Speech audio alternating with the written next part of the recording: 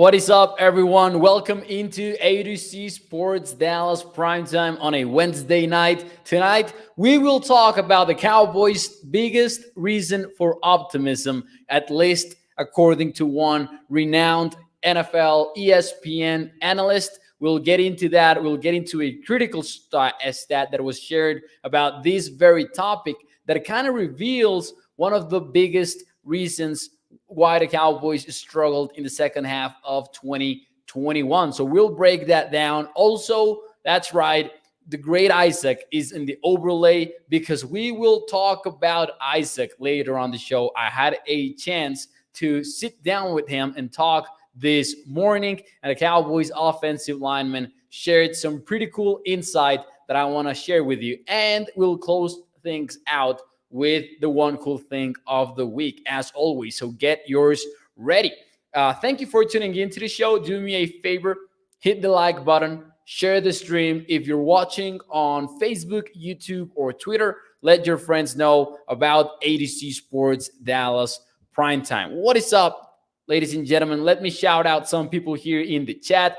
Gregory says, I read your article today about Dak Prescott. Well, then Gregory already did some scouting for tonight's show because that's the very topic that we will discuss. What is going on, Bruce? Ryan, Toxic Tom asking if I have already graduated. Well, technically, I'm done with everything. I'm just waiting for graduation, which will happen on Saturday. So thank you for asking. We're still waiting on it, though. I know that I've talked about it a lot. We're still waiting a little bit more. What is up, Chuck, over at Facebook? We've got Jason Renfro, Stephen White. Now that more of us are here, let's get ready to get this show started. Here we go. Prime time.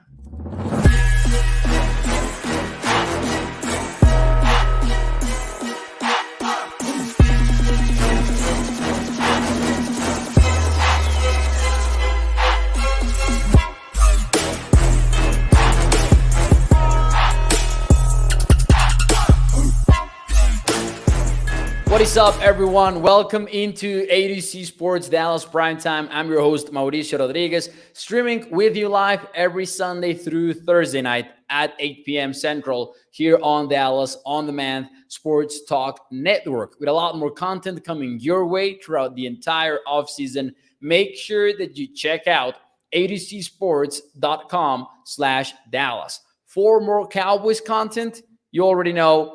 Also on ADC Sports Dallas, we've got the morning show, the primetime show. You can check out the podcast feed, which features these shows right after they stream live in case you ever miss one of those. And tonight, we will talk about the Cowboys' biggest reason for optimism, according to a specific ESPN analyst.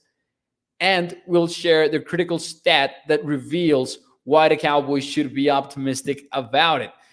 Thank you to everyone who's tuning into the show. Do me a favor, smash the like button, share the stream. If you're new here, subscribe. Dak Not Done Yet, what is up? We've got someone whose username is called Dak Not Done Yet, and I love it. That's what we'll talk about tonight. Also, some conversation around Isaac Alarcon, the Mexican player who is a part of the Dallas Cowboys. I had a chance to sit down with him and have a conversation about where he's at in his career, and it was pretty insightful. What is up, Kenneth Fraser over at Facebook? Thank you, guys. Thank you, guys, for being here. Anyways, let's dive right in. Let's see what ESPN's Mina Kimes, the legend, the myth, the woman, the legend, Mina Kimes, had to say about Dak Prescott, because as always, she's super insightful, bringing the cold numbers to the table. And she found not only the biggest reason for optimism headed into 2022, but in her own words, perhaps the single biggest reason why the Cowboys struggled late in the season on offense. Here we go. Let's listen to what she had to say today on NFL Live over at ESPN. Mina, how much of a difference will Dak's mobility make this season, getting back to what we kind of know him as a quarterback at that position? Well, it's huge, Laura. I mean, Dak is not a dual threat quarterback in the sense you're not going to lean heavily on the designed runs, but he is mobile, and at his best, the threat of him scrambling, throwing on the move is a big part of what's made this Cowboys offense so dangerous when he's healthy. And last season, when he did get hurt, I think it's a big part of the reason why that offense struggled after week 6. You know, before then, on designed rollouts and scrambles, Dak was one of the best quarterbacks in the NFL. After the injury, his numbers dropped precipitously. I mean, talking about going from a QBR of 93 to 46, not a massive sample size, but it's enough to make a big difference in this offense where you want him on the move. And that's why I think hearing, oh, he's healthy and he's going to be, at full strength coming back has to be tremendously encouraging for Dallas, because his health is I would say, the single biggest reason why they struggled last year. Honestly, it's a good take from Mina. As usual, she is very smart when it comes to all of the numbers, to all of the reasons why any team struggles or has success. And it actually fits with what Mike McCarthy was raving about last week when he said that they were excited about giving Dak Prescott more opportunities to scramble, to get out of the pocket, and maybe create some plays. Because if there was one single aspect of the game that was limited for Dak Prescott after the calf injury, it had to be on these kind of plays. Now, one thing is believing that, and one thing is thinking that without any evidence. But the way that Mina Kimes put it with these numbers, now I was surprised at numbers. From weeks 1 to 6, quarterback rating for Dak Prescott was at 93, completion percentage at 81%, and even yards per attempt, 10.2 yards per attempt. All of those numbers went down after the calf injury. And I will be the first to say that I was always skeptical about the Cowboys having this be the number one cause for a decline in offensive production throughout the season. Because back in 2021, I wasn't entirely sure that Dak Prescott was really that hurt.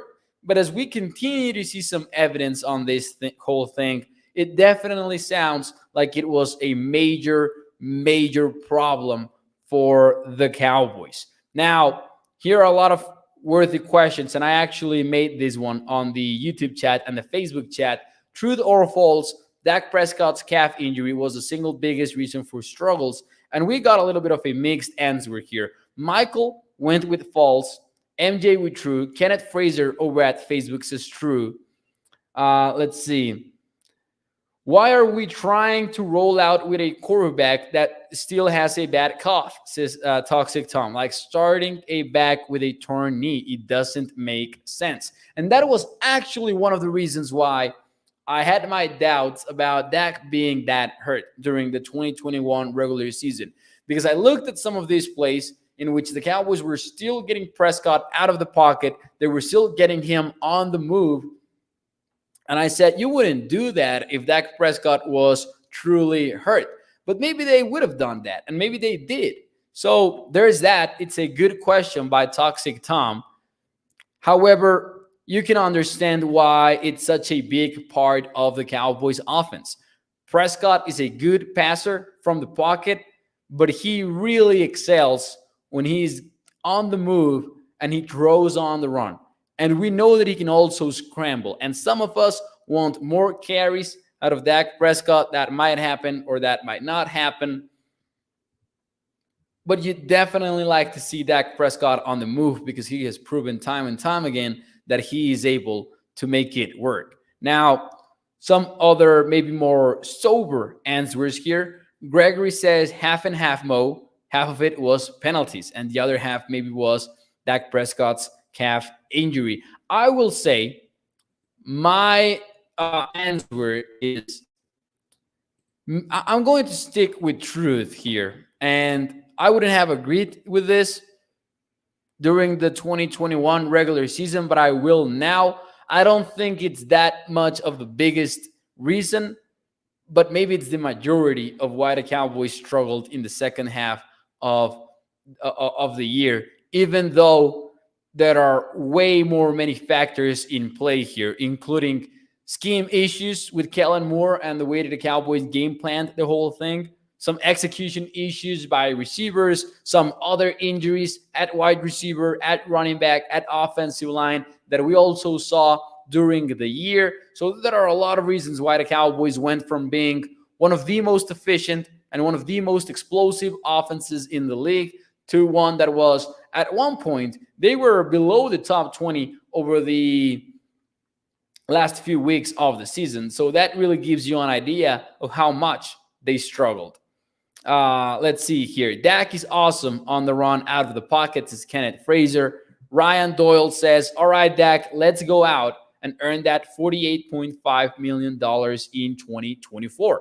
No more excuses. Now, this does seem like a big season for Dak Prescott, because more than maybe any other year since 2018, I would say, this is a year in which it's time for Dak Prescott to elevate the Cowboys offense. And the question from me to you guys is, from 1 to 10, how much do you trust Dak to elevate the offense? Not to make it work, not to have a winning season with the Cowboys once more, but really take Jalen Tolbert as a rookie and make him exceed expectations maybe. Make CeeDee Lamb really turn into a wide receiver one. From 1 to 10, how much do you expect him to be able to elevate the Cowboys offense?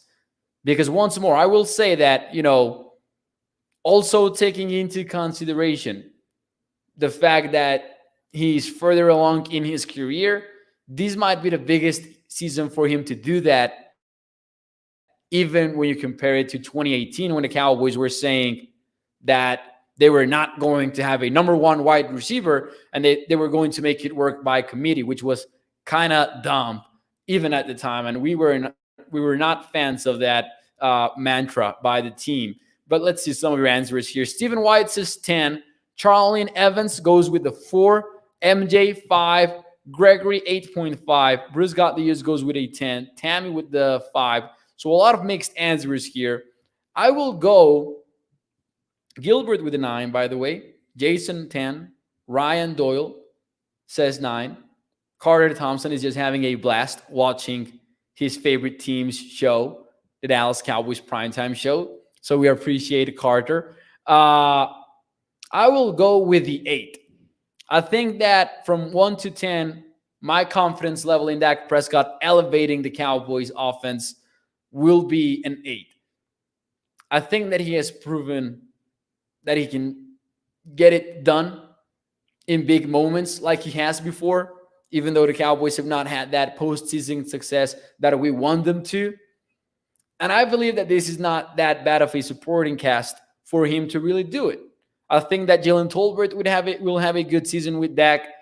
I think that the CeeDee Lamb project at wide receiver 1 will end up working for the Cowboys. And I do have questions about Kellen Moore at offensive coordinator, but I'm betting on Dak Prescott this year more than anything because he really does look healthy. And not because he's saying so to the press, but beat reporters are out there describing Prescott as a leaner version of himself, as a guy that's getting it down with the footwork. But Michael also brings up a good point. He says, Mo, I don't think that we can put any blame on Dak if the O-line sucks again. The offensive line is the one unit on the Cowboys that I cannot figure out if it's a strength or a weakness, because it can be either one of those two.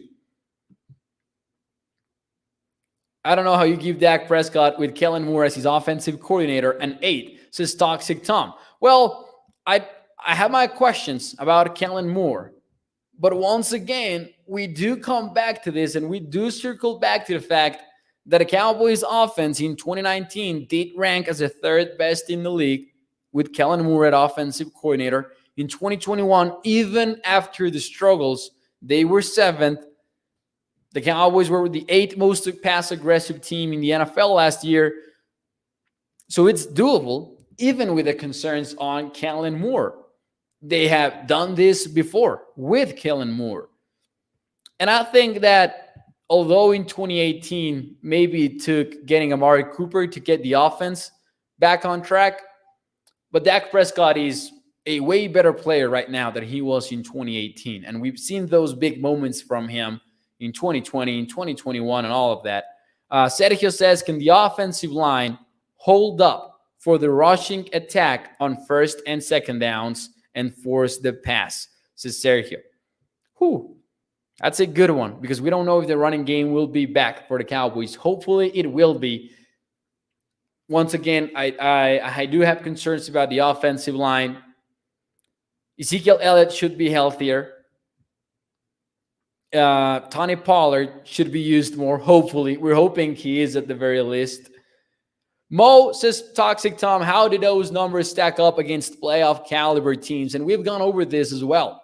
You can take a look at some of your favorite quarterbacks, for example. And I know that this is more about Kellen Moore than it is about Dak Prescott. But you can take any of those powerhouse offenses that we like to look at and compare the numbers to how they fare versus playoff caliber teams. And they also struggle way more against playoff teams because they're good teams. The teams that make it into the postseason are obviously good teams. Now, I'm not defending them. I am with Tom in the fact that I'm concerned about Kellen Moore. I do have big question marks about it.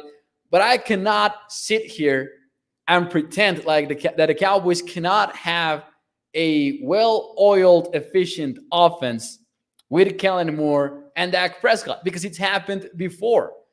And hey, didn't the Tampa Bay Buccaneers make the what was it, the division round? Did they get it out on the division round? They did, right? Because the NFC Championship game. Well, we're in the Tampa Bay Bucs that were defending the Super Bowl championship, a playoff caliber team, because they went toe-to-toe versus the Bucs. And yes, it was week 1, but we cannot pick and choose our games, right? That's all I'm saying. I know that I got Toxic Tom triggered, but we cannot be biased towards any side of the ball, right? We cannot be biased in an optimist way or in a pessimist way. The Cowboys have had an efficient offense with Kellen. Do they need to get better? Do they need to stop being predictable, especially late in the season? Heck yes. And Toxic Tom says, and they went toe-to-toe and took that L. Was it because of offense, though? Was it because of offense? I would say definitely not. MJ says, Kidna just not that good at coordinating offense at all, says MJ. And by the way, Skywalker Steele in the morning show, he had a tremendous show today on John Kidna, actually.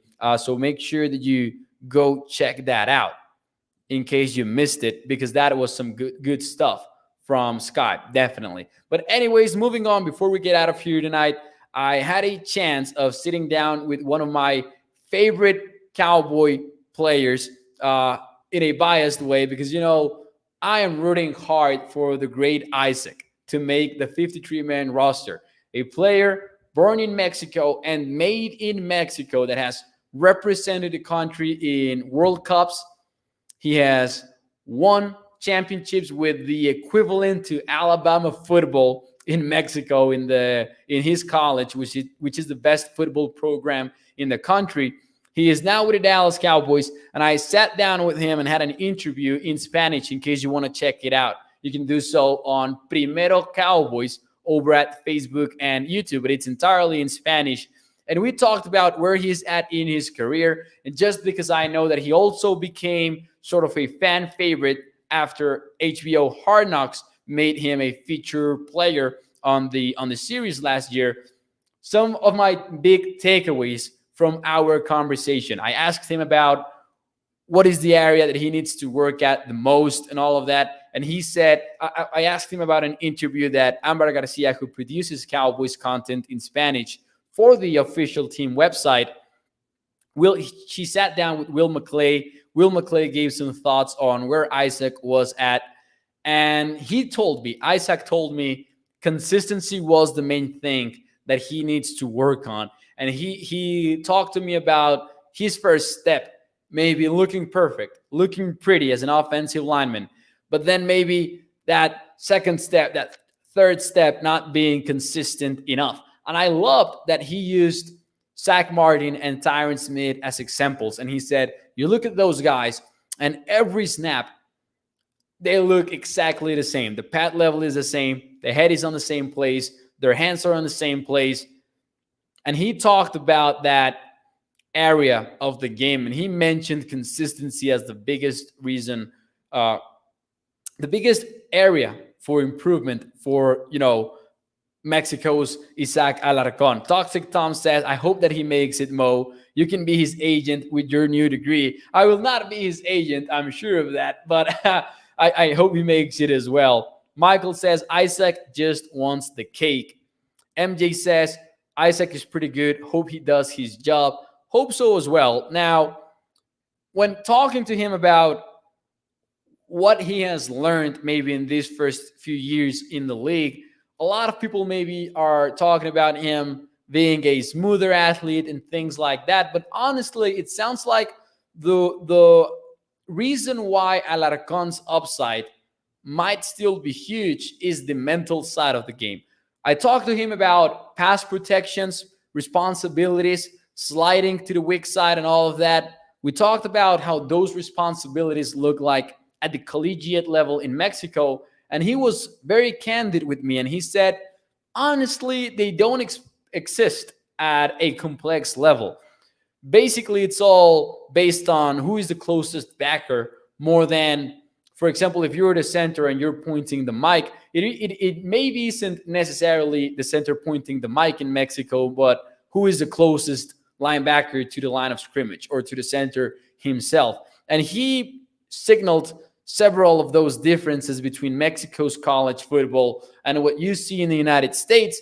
And I think that's the reason why Isaac's upside might still be there. He's learning the mental side of the game, or he was learning it during the first couple of years. He mentioned Cal Valero, a member of the Cowboys staff, as someone that has taught him a lot about football, about coverages, about defensive fronts, and all of that. And he said that that should help him become a better athlete, because maybe he's not overthinking things anymore in his third year. Maybe he can just get them done as the tremendous athlete that he is, because we know that he has the size, he has the arm length, he has all of that.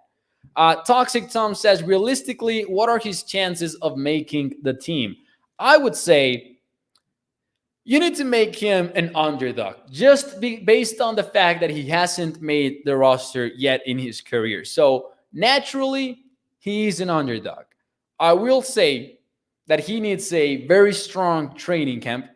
It will be his chance to really prove himself, because at the moment, there are not a lot of guards on the team. Matt Farniok can double as a center and a guard, so maybe that saves some spots for the Cowboys. I think he has a legit shot. I think that as opposed to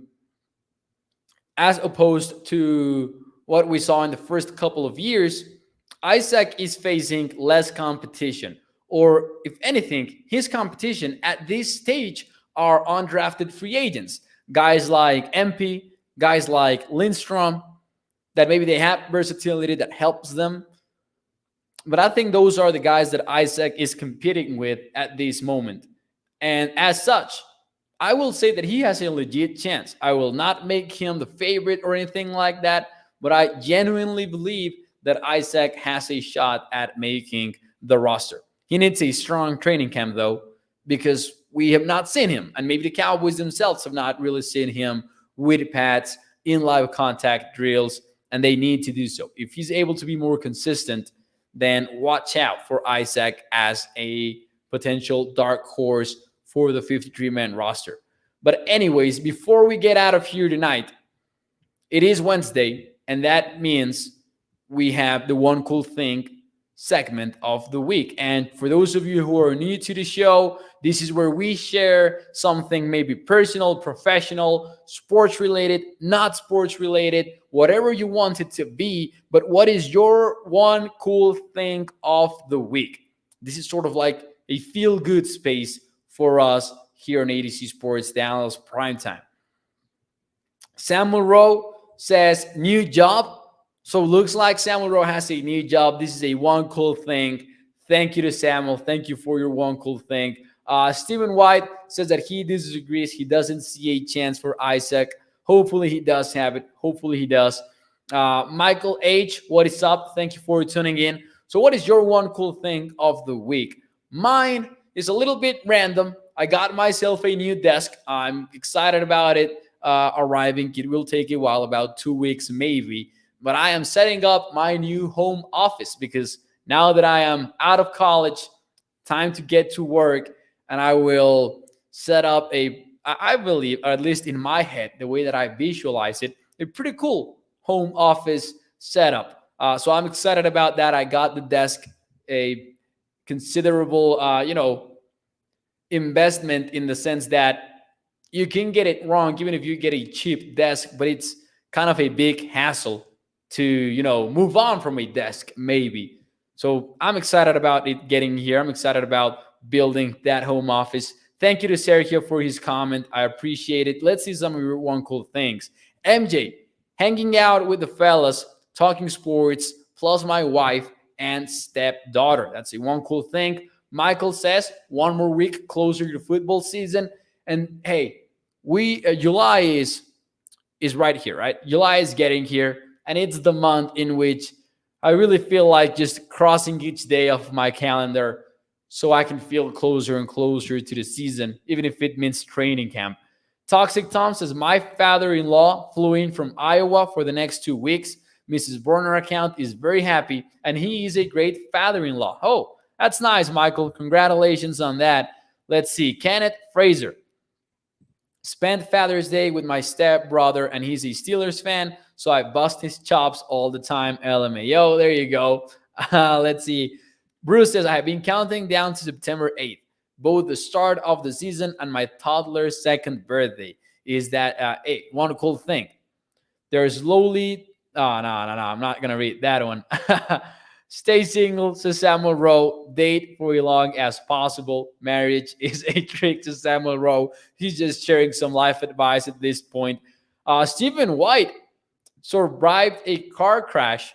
Oh, that's a one cool thing. I'm glad that you did, Stephen White. That's a good scare. Thank you to Tammy as well. Thank you for your comments, Kenneth Fraser. Thank you for your congratulations wishes. Let's see. I got brand AC for my trailer, says Jason, since mine went out and my church paid for me that I blessed for, says Jason. Let's go. One cool thing. Anyways, before I let you go, make sure that you hit the like button, share the stream if you're watching on Facebook, YouTube, or Twitter. And as always, you know that we are here every Sunday through Thursday night, 8 p.m. Central, talking some Cowboys football. And listen, we will be here all of the offseason. I know it's June, I know it's July. Don't worry, we will have you covered on ADC Sports. Not only here, but on the website as well. Check out the Cowboys articles. Check out the Mavericks articles. That will be it for me tonight. I will see you tomorrow night to close out the primetime week. And I hope that you have a tremendous Wednesday. Thank you, guys. See you.